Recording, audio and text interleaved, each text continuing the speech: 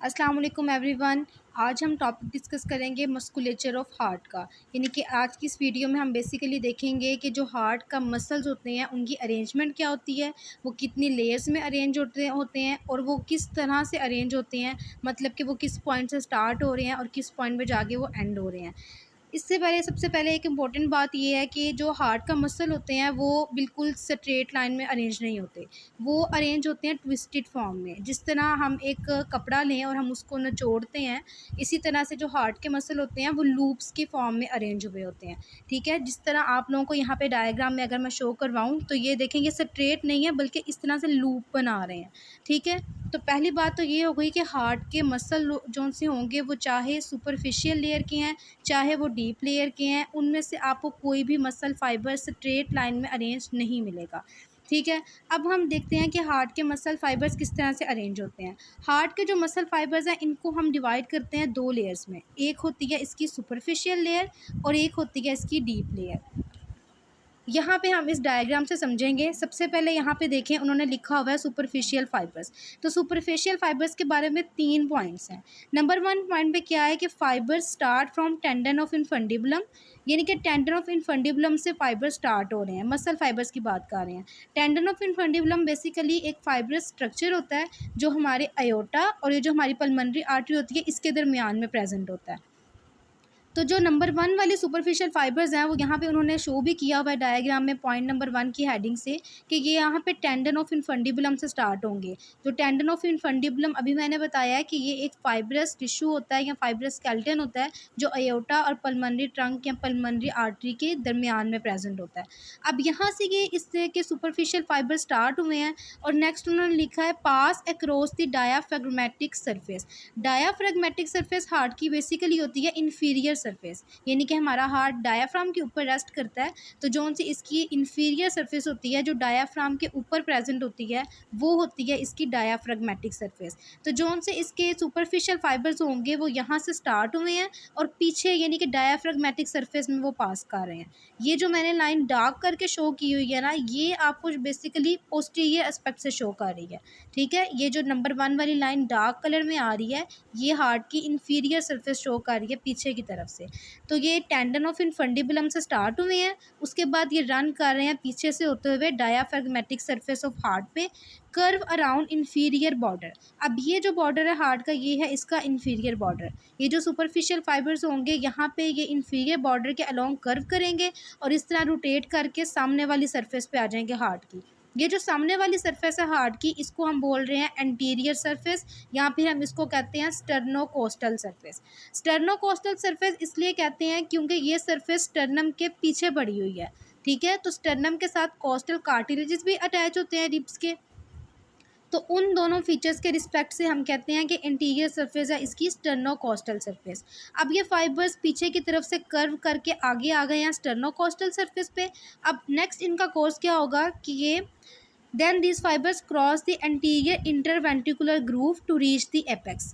ये जो चीज़ है ना, ये वाली चीज़ ये है एपेक्स ऑफ द हार्ट। तो अब ये एंटीरियर सरफेस पे आके और इस तरह से ये एपेक्स ऑफ हार्ट पे आ जाएंगे। where these form a vortex and end in anterior papillary muscle of left ventricle। अब ये जो साइड है ये राइट साइड है ना हार्ट की, ये राइट एट्रियम राइट वेंट्रिकल और ये पीछे लेफ्ट एट्रियम और ये लेफ्ट वेंट्रिकल। तो ये जो हम लेयर अभी डिस्कस कर रहे थे सुपरफिशियल फाइबर्स की, कि यहाँ पे आके लेफ्ट वेंट्रिकल के जो पेपिलरी मसल होंगे उनमें आके एंड हो जाएगी। ये मैंने आपको बताया सुपरफिशियल फाइबर्स का कोर्स। यानी कि अब इसको हम अगर रिपीट करें तो यहाँ पे था टेंडन ऑफ इनफंडिबुलम जो अयोटा और पल्मोनरी आर्टरी के दरमियान में एक फाइब्रस टिश्यू था। यहाँ से ये फाइबर स्टार्ट होंगे, ये पीछे की तरफ से रन करते आएंगे हार्ट की डायाफ्रैग्मेटिक सरफेस पे। जैसे ही ये इसके इन्फीरियर बॉर्डर पे पहुँचेंगे तो ये उसके अलोंग वाइंड करेंगे और ये जो अब आपको लाइट कलर में लाइन शो हो रही है ये दिखा रहे हैं हार्ट की एंटीरियर सरफेस पे। अब ये इन्फीरियर बॉर्डर को वाइंड करने के बाद हार्ट के एंटीरियर एस्पेक्ट पे आ गए हैं और इसको इस तरह से क्रॉस करते हुए लेफ्ट वेंट्रिकल के पेपिलरी मसल में जाके टर्मिनेट हो जाएंगे। ठीक हो गई बात। अब हम देखते हैं इसका सेकंड पॉइंट। सेकंड पॉइंट में fibres arise from right atrioventricular ring. अब पहले फाइबर्स अराइज हो रहे थे टेंडन ऑफ इनफंडिबुलम से, अब ये अराइज हो रहे हैं राइट एट्रियोवेंट्रिकुलर रिंग से। यानी कि एट्रियोवेंट्रिकुलर रिंग एक फाइब्रस टिश्यू का रिंग होता है जो एट्रियोवेंट्रिकुलर वाल्व को सराउंड करता है, उसको इस तरह से कवर करके रखता है। तो अब उस एट्रियोवेंट्रिकुलर रिंग से ये फाइबर स्टार्ट हुए हैं और देखें इनका और इसका कोर्स बिल्कुल सेम है। जिस तरह से नंबर 1 वाले फाइबर्स डायाफ्रेगमेटिक सरफेस के अलोंग कर्व करके आगे आ रहे थे, इसी तरह ये वाले भी पीछे से ट्रैवल करते आएंगे डायाफ्रेगमेटिक सरफेस पे। ये डार्कर लाइन आपको एंटीरियर से नहीं पोस्टीरियरली शो कर रही है, ठीक है, इन्फीरियर सरफेस ऑफ हार्ट को। तो यहाँ से ये ट्रैवल करते जैसे ही ये इन्फीरियर बॉर्डर पे आएंगे बिल्कुल इन फाइबर्स की तरह ये भी इसके गिर्द वाइंड करेंगे और इस तरह से एंटीरियर या स्टेर्नोकोस्टल सरफेस पे आ जाएंगे। बिल्कुल यही वाला कोर्स फॉलो करते हुए इस तरह आएंगे। डिफरेंस सिर्फ ये पे इनके आ रहा है स्टार्टिंग पॉइंट में और एंडिंग पॉइंट में। स्टार्टिंग पॉइंट तो आप लोगों ने देख लिया ना कि डिफरेंट हो गया है। जो नंबर 1 वाले फाइबर्स थे वो यहाँ से टेंडन ऑफ इनफंडिबुलम से स्टार्ट हो रहे थे, लेकिन जो नंबर 2 वाले फाइबर्स हैं ये एट्रियोवेंट्रिकुलर रिंग से स्टार्ट हुए हैं। इसी तरह से जो नंबर 1 वाले फाइबर्स थे वो यहाँ पे आके लेफ्ट वेंट्रिकल के एंटीरियर पेपिलरी मसल में टर्मिनेट हो रहे थे, लेकिन ये जो सेकंड नंबर वाले फाइबर्स है जिनको अब हम डिस्कस कर रहे हैं ये आके पोस्टीरियर पेपिलरी मसल में टर्मिनेट होते हैं। तो कोर्स दोनों का बिल्कुल सेम है, सिर्फ इनका डिफरेंस आता है इनके स्टार्टिंग पॉइंट में, यानी कि जहाँ से ये स्टार्ट हो रहे हैं और जिस पॉइंट पे दोनों फाइबर्स टर्मिनेट हो रहे हैं। थर्ड पॉइंट है fibres arise from left atrioventricular ring, lie along diaphragmatic surface, cross the posterior interventricular groove to reach papillary muscles of right ventricle। अभी तक हमने जो 2 फाइबर्स देखी हैं ये स्टार्ट हो रहे थे राइट साइड ऑफ हार्ट से, ठीक है। अब जो थर्ड लेयर बता रहे हैं वो सुपरफिशियल फाइबर्स की, वो लेफ्ट साइड से स्टार्ट हो रही है। यानी कि जो यहाँ पे लेफ्ट एट्रियम है और ये लेफ्ट वेंट्रिकल है, इनके दरमियान में वॉल्व होता है लेफ्ट एट्रियोवेंट्रिकुलर वॉल्व, उस वॉल को भी एक फाइब्रस रिंग ने कवर किया होता है, उसको हम बोलते हैं लेफ्ट एट्रियोवेंट्रिकुलर रिंग। अब जो थर्ड फाइबर्स आएंगे सुपरफिशियल फाइबर्स वो यहाँ से इस पॉइंट से स्टार्ट होंगे, यहाँ पे जो सा लेफ्ट एट्रियोवेंट्रिकुलर वॉल्व होगा यहाँ से स्टार्ट होंगे और उसी तरह से हार्ट की जो पीछे से डायाफ्रेगमेटिक सरफेस है उसके अलोंग ट्रैवल करते हुए आएंगे डायाफ्रेगमेटिक सरफेस में। अब इन्होंने जो थर्ड लेयर के फाइबर्स है इन्होंने आगे नहीं आना, ये वाले 2 तो क्रॉस करके आगे वाली सरफेस पे आ गए थे ना, थर्ड लेयर जो सी मैं आपको शो की है ये आगे नहीं आएगी।